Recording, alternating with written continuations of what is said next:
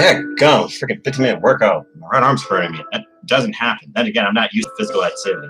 Feels different, but feels good. Been a good week. Rest in peace, animal.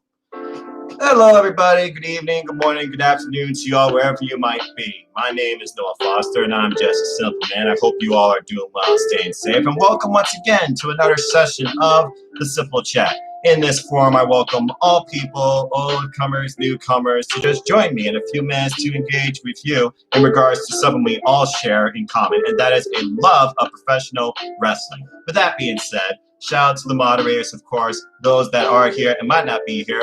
Brandon Gaming Championship, I see in the chat. What's up, bro? And, of course, the fearless one, Meg Chiba. I hope you are doing well. And shout out to Caitlin, NoDQ, WrestleJoy, and everybody I've come to know so far in this wrestling community during this time. It's been a wild ride 2020 has, huh? So with that being said, let's have some fun and talk. Y'all got several questions. I got 7 minutes. Let's go ahead and have a simple chat. Alexa, set a timer for 7 minutes. Let's see here. 7 minutes, starting now. So it looks like today's questions come from at Lex Blonzo MML, at 22_Revelation, and of course at B Greatman. What I did is I basically compiled all your questions onto one single screen, and I will answer them in any order. Let's get started. So Lex first asks, what are your thoughts on the G1 so far, including Toru Yano? Freaking Toru Yano! God! Anyway, I've really enjoyed this G1. It has really surprised me a number of times with some major upsets. The biggest one so far, in my opinion, being Zack Sabre Jr. being evil. And that was favored among the crowd and commentary. It was almost like he was being looked at as a babyface. But I've enjoyed it, and it shows a lot of promise. Juice Robinson, incredible start for him. I can't believe right now that a few of my faves, like Sonata and Tomohiro Ishii, are winless. And the biggest surprise right now to me is Taiji beating the King. Always seeing a change in the guard is Suzuki-gun. I love it. It's my number one time and my favorite time as a professional wrestling fan and my number one thing I love to cover. So I can't wait for Sunday morning with A-Block action. All right, let's see, Big Grandma, what you got here? Are you going to do a video on NXT UK Heritage Cup Tournament, and will there be a bracket for us to fill out? Good idea. See, even as how everybody seems to have fun with the NoDQ Predictions League, let's reach out to the NXT UK universe and see who wants to try and figure out the NXT UK Heritage Cup. So yes, there will be a bracketology and a bracket video type form up tomorrow. In fact, I am starting a new show on this channel called The NXT Scene, providing you my takes on both NXT and NXT UK weekly. So stay tuned for more on that. At 23_Revelation asks, do you think the Raw and SmackDown tag titles should be unified? Yes! I just don't see enough tag teams, legitimate tag teams, among the red and blue brands where you need two sets of titles. There should be one show focused on tag team wrestling for the men and literally one set of titles. Get rid of the dimes, go back to the black and bronze, get rid of the Velcro, quit making tag team wrestling look like a repetitive, stupid, lame joke. Yes, unify the belts, unify the divisions, and do it on Monday Night Raw because you have more time. Unless you really are going to put more into tag team wrestling, then I would do it on SmackDown. But I don't see them doing that. So yeah, unify them and put it on Raw, if you can. What else did Lex ask here? Thoughts on AEW this week and NXT UK this week and Cody returning? Well, all right then. Cody, a darker version of the American Nightmare, a more heelish, sadistic type American Nightmare. All black, dye hair black. Looks like he's basically took on a brand new perception of his persona. Curious to see what it will lead to, and curious to see how this will carry the Nightmare family's image going forward, and who else this might affect. I really enjoyed it. It was a pleasant surprise. It had to happen eventually. I thought I was going to have it closer to full gear, but I was wrong. NXT UK, I love it. I'm glad it's back. It's one of my favorite things going on right now in the WWE next to NXT. Piper Niven and Kaylee Ray had a hell of a title match. Kudos to Kylie Ray's resilience in refusing to let the match stop. And, of course, Walter's back. Enough said. I was waiting for that first chop. Steve Moss, what's up, bro? And no, making the nickels bigger, turning them into quarters will not make them better. I'm here all week. Ladies and gentlemen, Pete Moss. Great musician, great personality. Follow him on Twitter. Don't forget to tip your waitress. And stay tuned because me, Pete Moss, Nova Gabriel, and Joe will be back again forming the Sauce podcast very soon. I think next week, if I remember correctly. Stay tuned for more on that.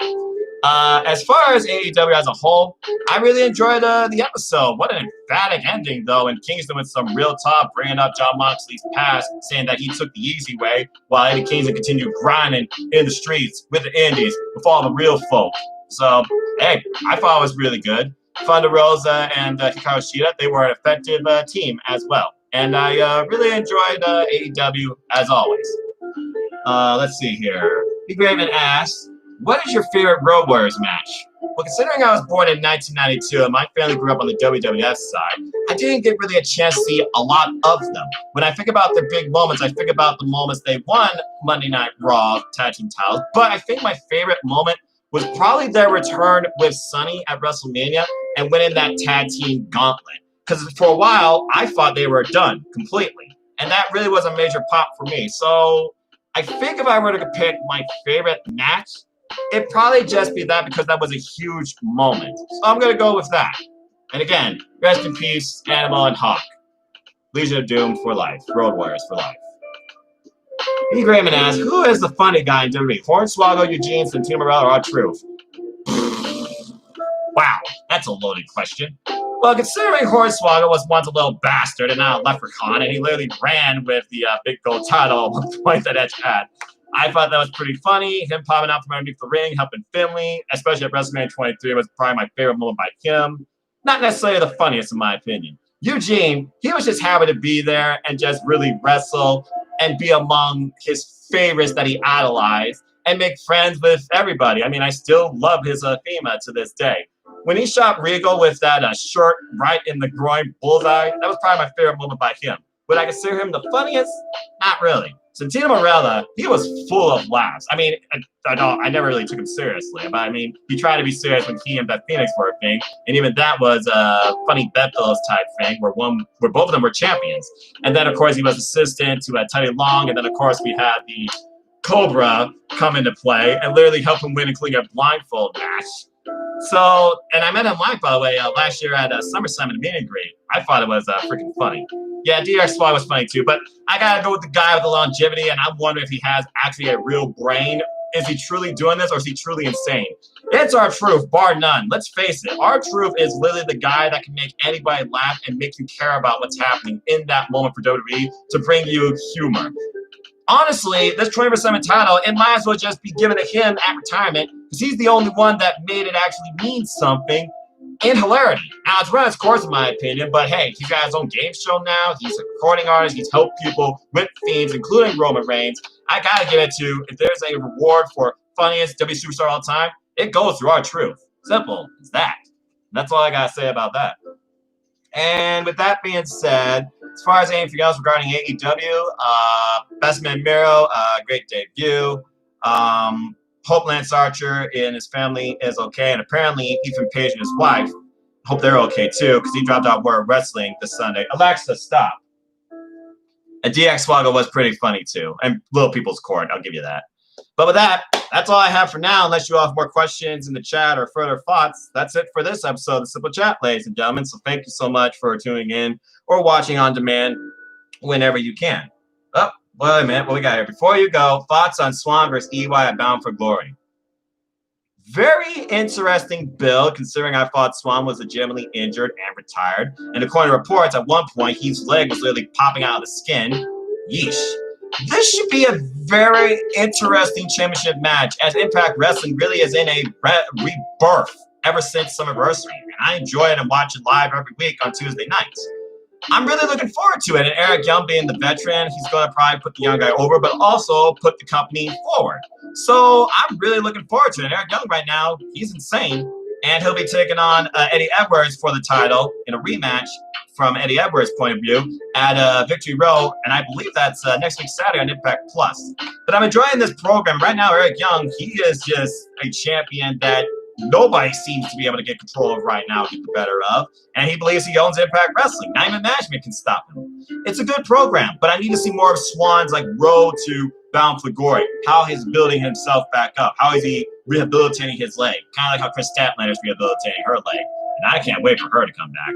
Speaking of the AEW women's division, Anna Jay, man, ever since she's joined the Dark Order, the women's division definitely got some more appeal to it. And so does the Dark Order, in my opinion. Mr. Broyley versus Orange Cassidy, freaking hilarious. This guy, he keeps making me think he's going to win, and I'll be shocked when he actually does win a title. But I think that's all I have for now, and unless y'all get anything else, we're done here. So thank you so much for tuning in. As always, support your wrestling outlets big and small, and let's keep going this wrestling community together. Simple as that. Once I kind of Chris Jericho with the short, sweet shin music. Yeah, I remember that. That was pretty funny too. There's been so many funny moments in WWE, but they don't know how to really bring that humor in today. I mean, the last real funny moment was Brock Lesnar in R-Truth, to the point Brock Lesnar broke character and says he wants to work in R-Truth again. Imagine if that's the thing that brings Brock Lesnar back, besides maybe taking on Drew McIntyre because he still has that shape, of course, in the back of his trunks. But I digress.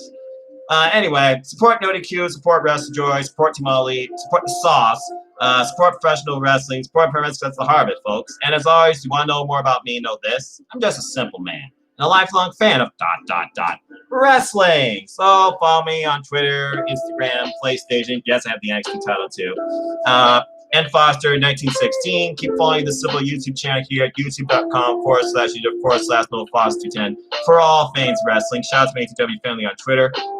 We might be doing something in ATW called the ATW Review, so stay tuned for more on that. I'm trying to bring some more content to the channel as well. There might be more gaming content coming as well, because I already pre-ordered Crash 4, and I'm looking forward to that. You'll notice some Fall Guy videos on the channel, and I'm literally within 30 days of my 2-year anniversary as a YouTuber, so stay tuned for a special extended simple stream where I'll just be talking and answering anything, and maybe I'll even do some stuff too. Maybe I'll do like a TH2 breakdance thing. Don't hold me to that. Anyway, that's all I gotta say for now. So, Brock Lesnar 24 champ, that would be funny. I see Brock Lesnar, if he ever becomes 24/7 champion, ripping the belt in half, because that belt should be destroyed. I say it every night on Monday Night Raw, especially what happened with Kira Tozawa. Good lord, it's one of the Japanese top stars. 24/7 title, ... die. All right, let's get out of here before I hit the 15-minute mark, because I like to keep it short, sweet, and simple for you all. So as always, take care, enjoy live. Tomorrow's never guaranteed. Wear a mask. Join the NoDQ guys Predictions League if you haven't already. Just look me up on Twitter and Foster1916. And until the next video, I just hope you all stay positive. Take care of yourselves physically, mentally, and spiritually. And I'll see you all next week, Friday night, same time, live. And have a wonderful night. And enjoy SmackDown or New Japan Pro Wrestling Strong, whatever you prefer.